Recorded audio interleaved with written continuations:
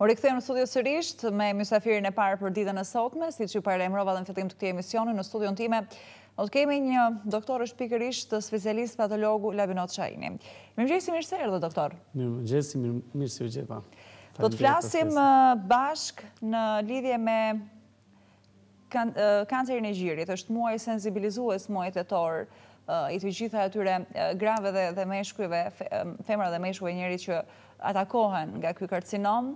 Është një muaj ku bëhen kampanja të ndryshme, një llojshmëri fushatash në lidhje me sensibilizimin, sepse si shoqëri unë besoj që na duhet shumë, duke qenë një shoqëri goxha konservatore e mbyllur me një mentalitet jo fort europian në këtë aspekt. Do thosha sepse nuk e di pse na mungon se ne për të marrë gjëra nga Europa jemi të parët, por në këtë formë goxha shumë kemi nguruar dhe si pasojë asaj realisht numri i pacientëve që vuajnë nga kjo sëmundje dukshëm është më i lartë nga vit apo jo?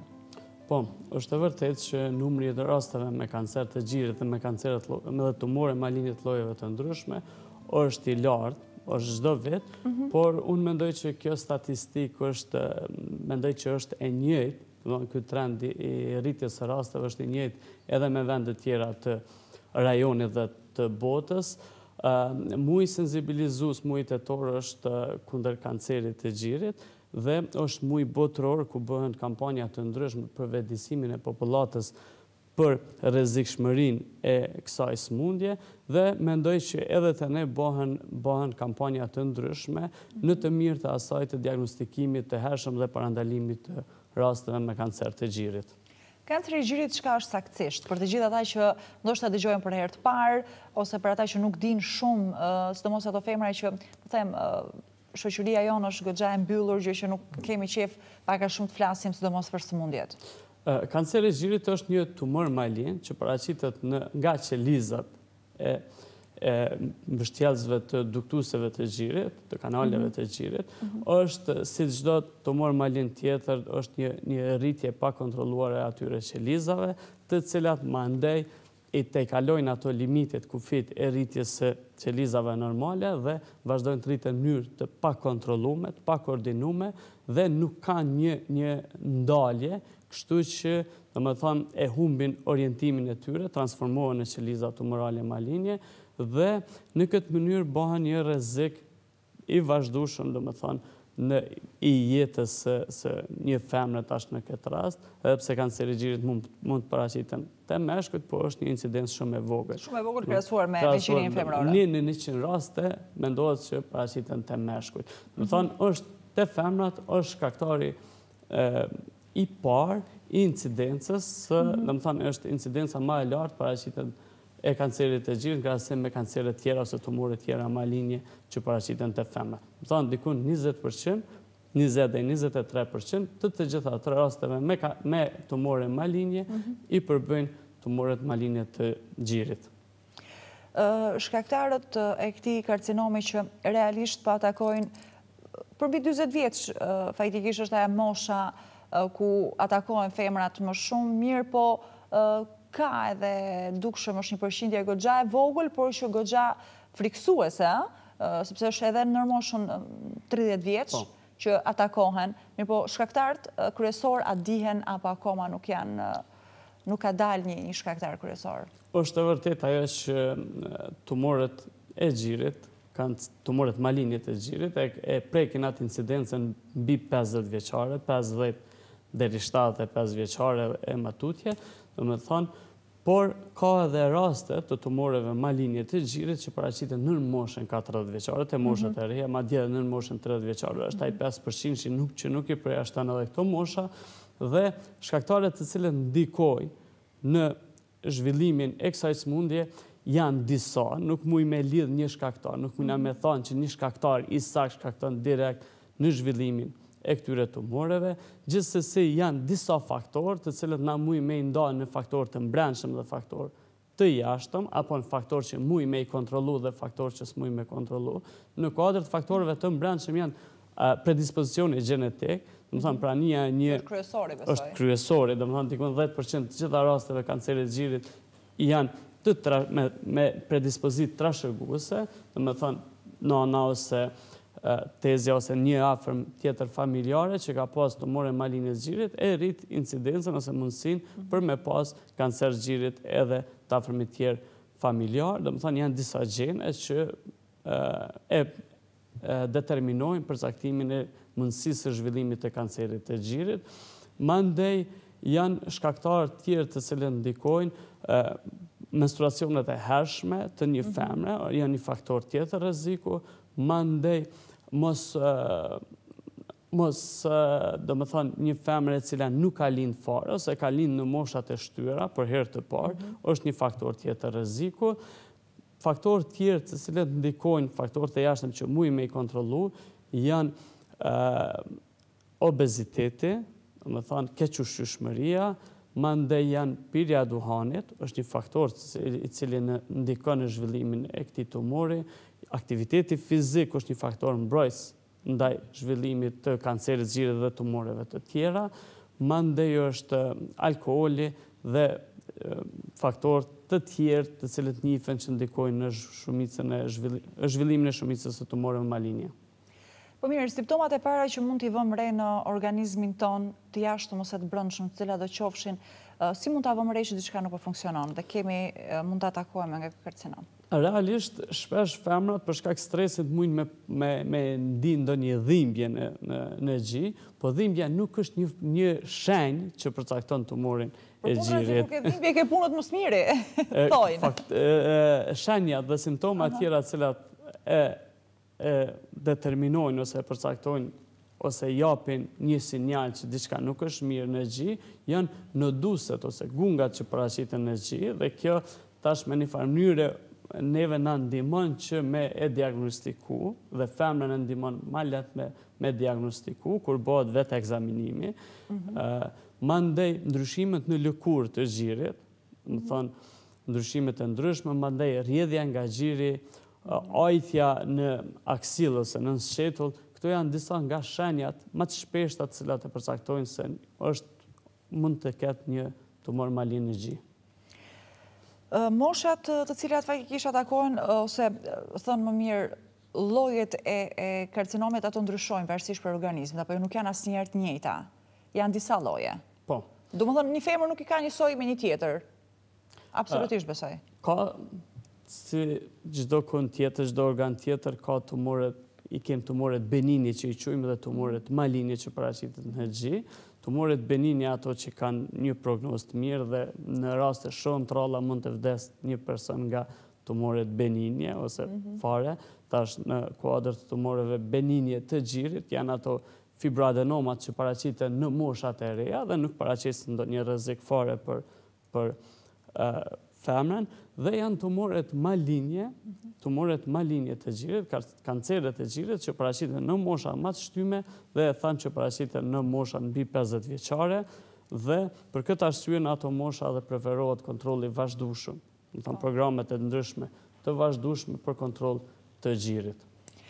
Po të flasim për këtë lloj kanceri, kemi dëgjuar, kemi lexuar shumë që janë edhe një varg të famshme, patëm rastin e Angelina Jolie që u diskutua shumë, aktores me famë botërore, ku faktikisht ajo deklaroi haptas që vuan nga ky karcinom, është fatkeqësisht e trashëguar realisht nga nëna dhe tezja, mos gabohem, mirë po që ajo në fakt te 40 atë se nuk ka më shumë, po të mendojmë jetën e tyre dhe jetën tonë, unë nuk e kuptoj ose nganjëherë shpesh kur bëjmë shaka dhe me shoqet kur flasim, kur i kap këto po neve çka mund të na bëj kanceri. Realisht kanceri nuk zgjedh person se kanë. Jo, unë nuk po flas për të zgjedhur pse është Angelina, pse s'është Bjonsa, po mënyra e jetesës, kushtet e jetesës, se çfarë jete kanë pikërisht këto aktore ose aktor, edhe çfarë kushte e jetese kemi ne. Realisht kanceri i xhirit i prek vendet, do të thënë prek femrat në vendet e zhvilluara në krahasim me ato në vendet e pa zhvilluara. Do të thonë incidenca më e lartë e tumoreve maligne të xhirit është në Amerikën Veriore dhe në Evropën Perëndimore, kurse është më ulët në vendet e Azisë, ku janë më pak zhvilluar, edhe në vendet e Afrikës. Do të thonë dikun 80 deri 90 femra në 100.000 banor janë të prekura në këto vende ku i përmend në incidencë më të lartë në krahasim me ato, domethënë diku 20 deri 30 në vendet me incidencë më atolt. Është përmend shumë Angelina Jolie, une me sa kam njohuri, ajo nuk ka pas kancer të gjirit, por ka bë mastektomi, ka hek gjithë, si shkak parandalus, sepse nona dhe tezja kam pas kancer gjirit, dhe ka bë teste gjenetike, ku gjenet që e përcaktojnë mundësin për me pas kancer gjirit, i ka ndalë pozitive, që mundësia, nëse ajo jetë ndaj moshën 70 vjeçare, mundësia për me pas kancer gjirit ka qenë shumë e lartë, kështu që ka bë një preventiv për mos më zhvillu kanceri gjirit. Këto janë ato që e kam lexu për to, domethënë që e kanë qitë mediat, për shkak që ka qenë një aktore botërore dhe është ndjek shumë, dhe ka bën një sensibilizim shumë të madh të popullatës në luftën ndaj kancerit të gjirit. Është një luftë goxha e vështirë për gjithë ato që përballohen, sepse mos të flasim për aktorë Hollywood ose për mënyrën e jetesës grave në Europë dhe në Amerikë dhe mënyrën e diagnostifikimit dhe mënyrën e kurimit në më saktë të kësaj sëmundje, po të ne, sa janë kushtet për të kuruar një karcinom i tillë? Unë mendoj që të ne kem të gjitha kushtet për me u trajtu, mu parandalu, mu diagnostiku dhe mu trajtu një kancer i gjirit. Nuk kërkon ndonjë metodë tjetër sofistikuese për diagnostikim dhe për trajtim. Mendoj që kanceri i gjirit mund të trajtohet deri në fund edhe te ne, i kem të gjitha mundësitë për trajtim edhe për diagnostikim të kancerit e gjirit. A janë të kushtueshme këto? Sigurisht se janë të kushtueshme, sigurisht se terapia nga ana e onkologëve që aplikohet është mjaft e kushtueshme, por me sa dione janë të furnizuar mirë onkologjia me terapi ndaj kancerit e gjirit. Doktori, mesazh do na duhet për fund në këtë intervistë për të gjitha ato femra dhe gra që asnjëherë ndoshta nuk kanë shkuar për të bërë një kontroll rutinor nga më të thjeshtë, thjesht një eko, dhe cila është pikërisht mosha që duhet bërë një kontroll i tillë dhe ai mesazhi që do të përcjellë ti, dhe besoj që ndoshta dikush prej tyre do të mirë dhe guxim për të shkuar për të bërë një kontroll. Sepse shumë herë mungon edhe guximi. Frika që mund të kenë diçka nuk shkojnë te mjeku. Edhe akoma më keq bëhet. Realisht, për metoda diagnostikuese ose diagnostikimin e kancerit të gjirit pak folëm, po i tham disa fjalë tash, domethënë diagnostikimin, fillimin e diagnostikimit të kancerit e gjirit mund ta bëj vetë femna me një vetë ekzaminim të gjinëve të zakonshëm që mund me bë vazhdimisht, dhe çfarë do ndryshimi që vren në gjit e saj duhet të paraqitet te mjeku familjar, mjeku i praksës së përgjithshme, dhe më thënë ekzaminimi i shtesë mund të vazhdojë mandej me mamografi, me ultraza, me biopsi matutje nëse ka dyshime më të mëdha, dhe mund të diagnostikohet. Çka është e rëndësishme si te kanceri i gjirit dhe të gjitha kanceret, është diagnostikimi i hershëm me këtë sëmundje. Diagnostikimi i hershëm e parandalon vdekjen. Domethënë, është një shpëtimtar. Kështu që një diagnostikim i hershëm, një vetë ekzaminim i femnës mund ta diagnostikon në stade shumë të hershme këtë sëmundje. Moshat edhe njëherë, domethënë, në vendet e zhvilluara ka programe nacionale të kontrollit të kancerit. Këtë kemi bërë edhe ne si Bord Nacional për kontroll të kancerit nga Ministria e Shëndetësisë, pjesës së cilës jam edhe unë. Është bërë programi, domethënë është dërguar te ministri dhe besoj që do të kaloj, dhe çdo femën në moshë mbi 50 vjeçare, domethënë çdo 2 deri 3 vjet preferohet të bëhet një mamografi për me pas a ka ndonjë ndryshim në gjë. Por nuk do të na thamë edhe më herët që deri në moshën 50 vjeçare me prit, sepse janë raste që paraqiten edhe në mosha më të reja, dhe kështu që çdo ndryshim që e vren një femër, një grua, sepse vetë tash na thamë që kanceri i gjirit është shumë më i shpeshtë te femrat dhe përbën atë përqindje më të madhe, përbën një faktor rreziku në vete për zhvillimin e kancerit, kështu që vetë egzaminimi është e para, pika e parë. Nuk bën me majtë më shef, një ndryshim që paraqitet në gjithë, sepse ajo më tutje mundet me qenë një shkaktari i vdekjes së asaj gruaje. Mund të shkojë me fatalitet, gjë që... Sa më herët që të diagnostikohet, mundësia për trajtim dhe për shërim të smundjes është shumë e lehtë. Edhe mund të bëhet edhe këtu të ne, pra edhe në Kosovë. Gjithsesi, nuk ka asgjë që...